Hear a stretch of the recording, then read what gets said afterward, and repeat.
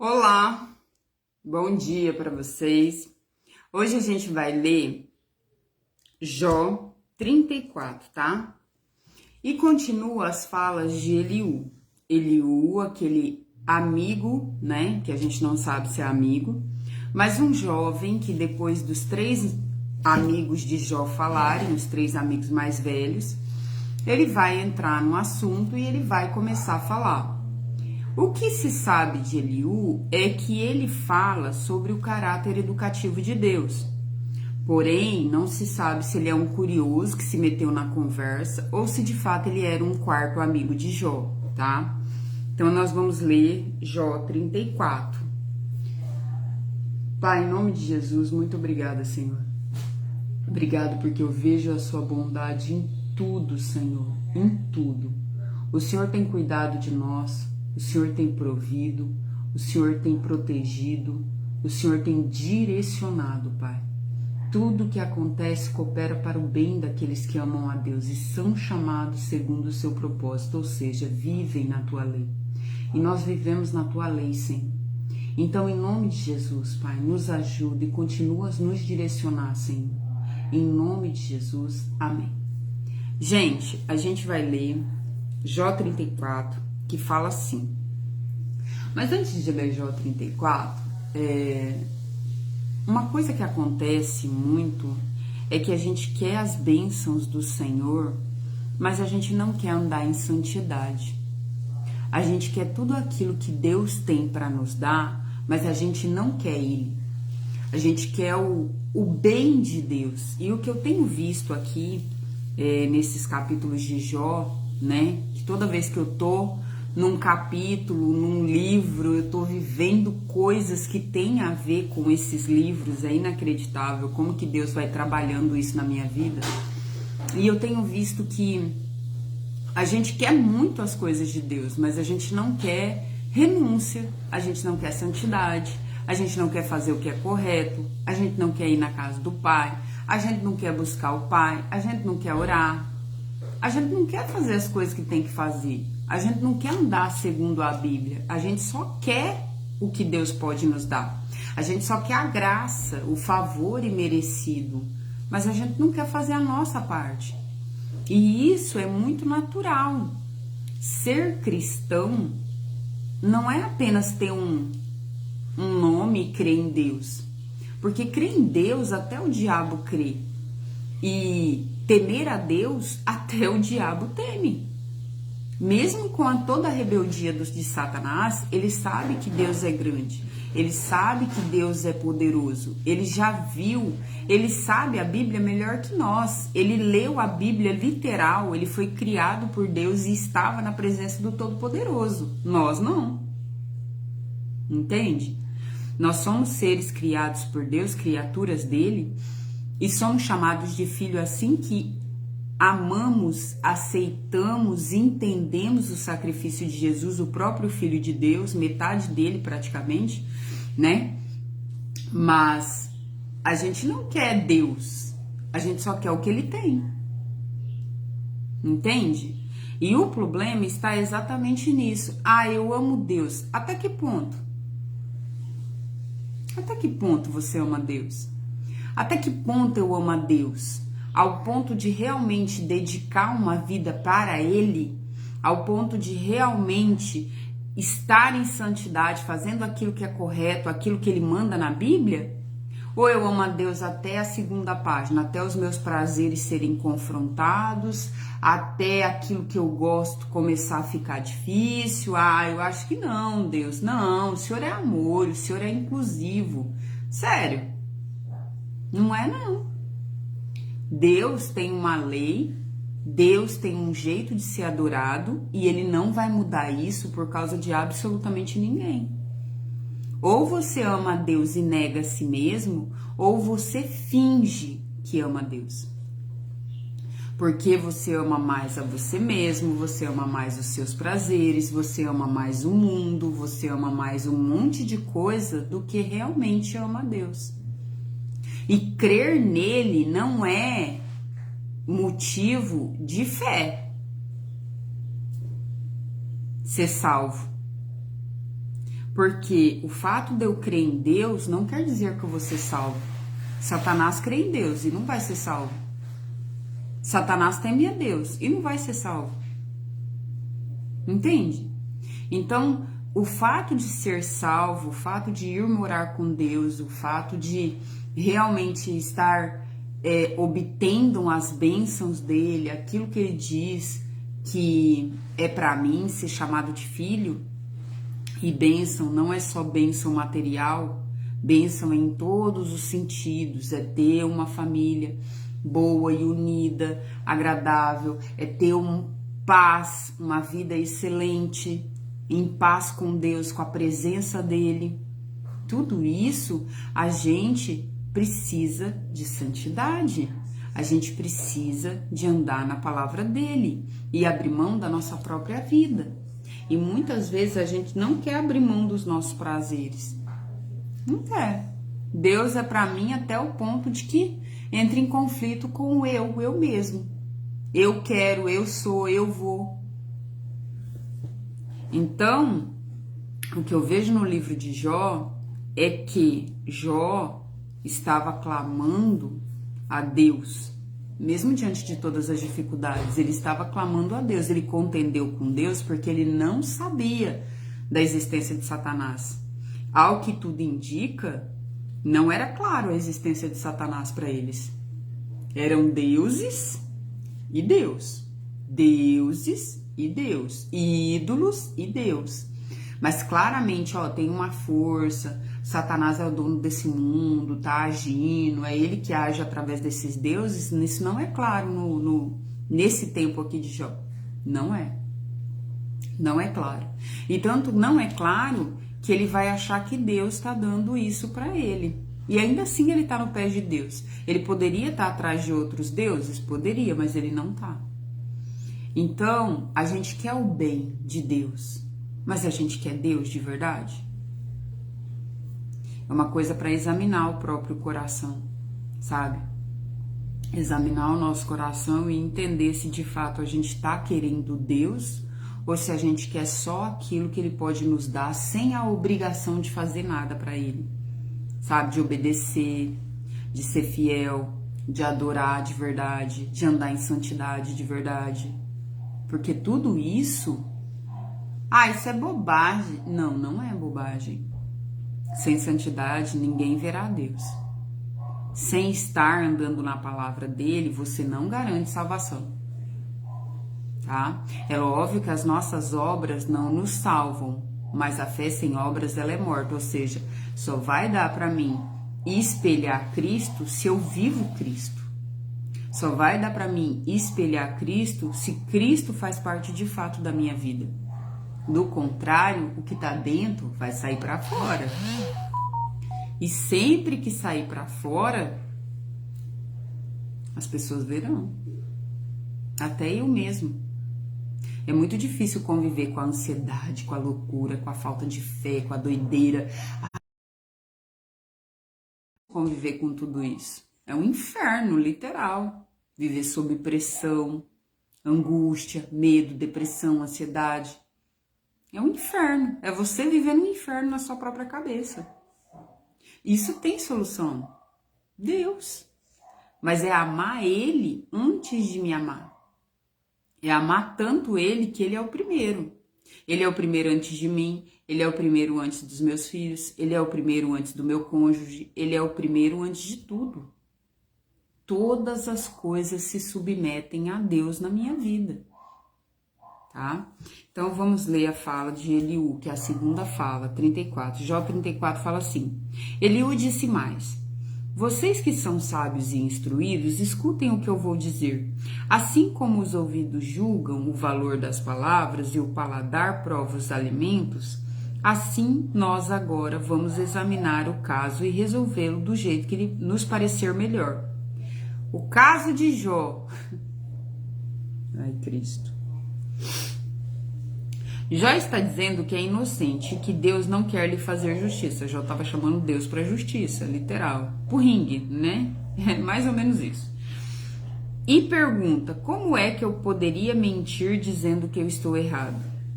Isso que Jó falou. Sofro de uma doença que não tem cura, embora não tenha cometido nenhum pecado. Verdade. Neste mundo não há ninguém como Jó, que parece tão fácil zombar de Deus como beber um copo de água. Os amigos de Jó já tinham falado isso. Eliú, por mais que fale coisas certas de Deus e não vá ser castigado, Eliú também coloca Jó no mesmo pacote de estar errado. Não só estar errado de falar contra Deus, mas de ter cometido alguma coisa. Ele anda com homens maus que se ajuntam com gente que não presta. E diz, não adianta nada procurar agradar a Deus. Agora vocês têm juízo, me escute. Será que Deus faria alguma coisa errada? Será que o Todo-Poderoso cometeria uma injustiça? Não, porque Deus é a própria justiça. Todo o nosso conceito de justiça, ele fala que a nossa justiça é como trapo de imundícia, ou seja, nós julgamos as pessoas conforme nós somos. Deus tem uma imparcialidade de fato.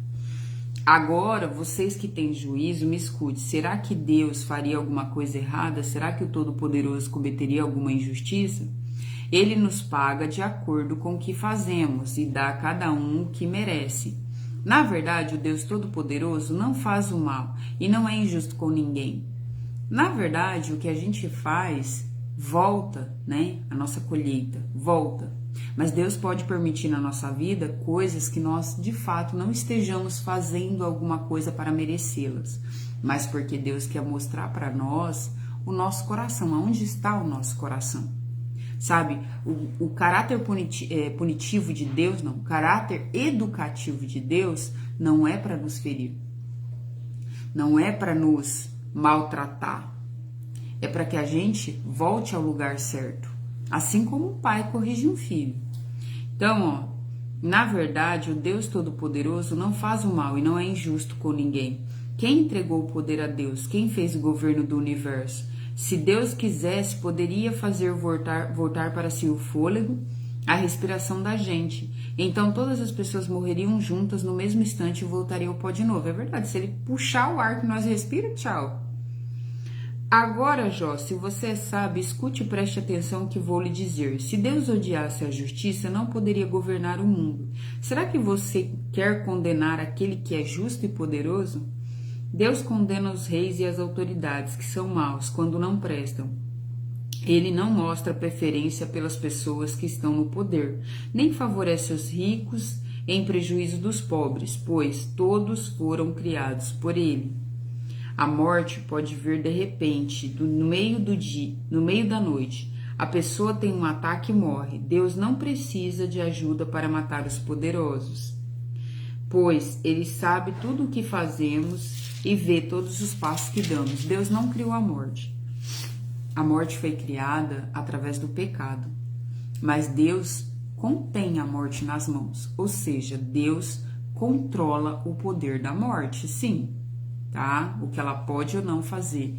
Isso foi tirado da mão de Satanás quando Jesus veio, tá? O poder da vida, da morte e as chaves literais, né? As chaves da vida, do inferno, tudo isso foi tirado de Satanás, o poder sobre a terra, tá? O poder, a terra não está mais sob o poder de Satanás.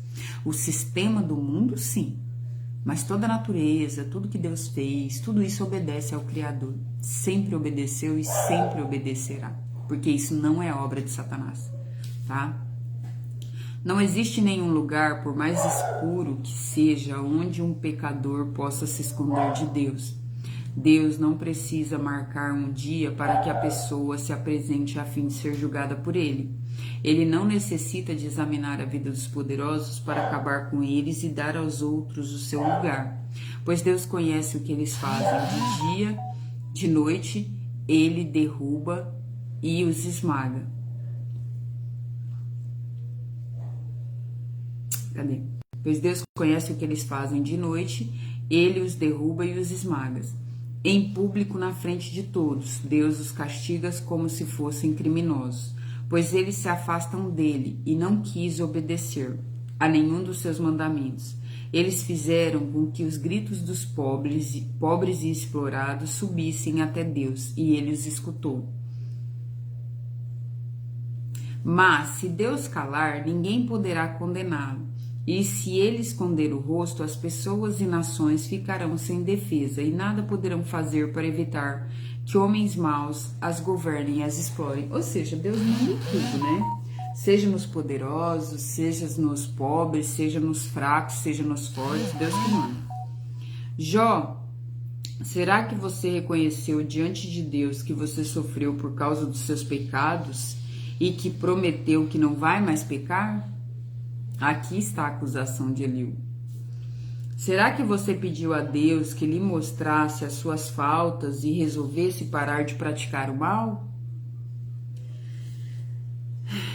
Se você aceita o que Deus faz, como espera que ele faça o que você quer? Se você não aceita o que Deus faz, como espera que ele faça o que você quer? Você é quem precisa responder e não eu. Diga-nos o que está pensando.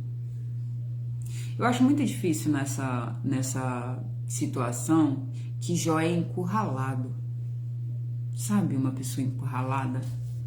Jó, ele é encurralado por todos os lados, por todas as pessoas. Algumas zombam, outras humilham, outras ficam instigando. Jó, ele é encurralado, ele tá humilhado, ele tá fedendo, ele tá cheio de pereba e ele é humilhado e encurralado.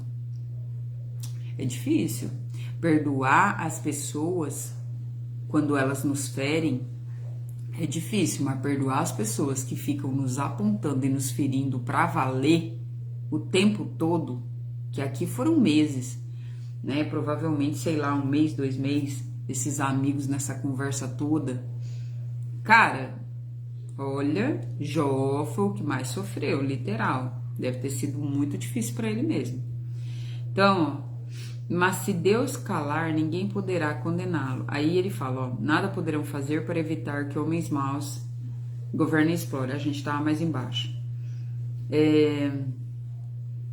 As pessoas sábias e sensatas que me estão escutando certamente dirão assim, Jó não sabe o que está falando e o que ele diz não faz sentido. É só examinar bem as suas palavras que a gente vê que ele responde como um perverso. Jó é pecador, um pecador rebelde. Na nossa presença, zomba de Deus e não para de falar com ele. Na verdade, existe uma rebeldia ali em Jó, mas é como eu disse, ele não sabia. Uma coisa é você saber e se rebelar. Outra coisa é você se rebelar sem saber. Tá? Ele não sabia que era Satanás, ele não sabia que existia um caráter educativo em Deus, ele não sabia. Entende? É por isso que ele é perdoado também. É por isso que ele é aceito de novo também. Mas a gente que sabe, a gente não pode usar a falácia, né? A coisa de pecado ser, é minha fraqueza. Ter um pecado de estimação como pornografia, né? Que mais? Fornicação, que mais? Os pecados de estimação, beber, né? É pecado beber, se embriagar? Se você se embriaga, se você dá bafão, se você esquece das coisas, é pecado, né? Se você se comporta mal, é pecado, entende? Então tudo aquilo que te leva para fora da tua consciência é pecado. Então, às vezes você tem um pecado de estimação que você chama de fraqueza. Jogo, né? Cigarro, bebida, sexo fora do casamento. Tudo isso você chama de, é uma fraqueza. Pornografia, fraqueza. Jura? Sério? Até quando você vai usar essa desculpa com Deus? É uma fraqueza, Deus. Tá. E você vai negar você mesmo quando? Quando é que você vai negar a si mesmo? Porque Deus falou, quem me ama, pegue a tua cruz, negue a si mesmo e venha atrás de mim. Você vai negar a si mesmo quando? Entende? Porque você prefere o seu prazer nesses pecados de estimação do que a Deus. Né? Ou então a gente aceita o mal. É normal. É normal.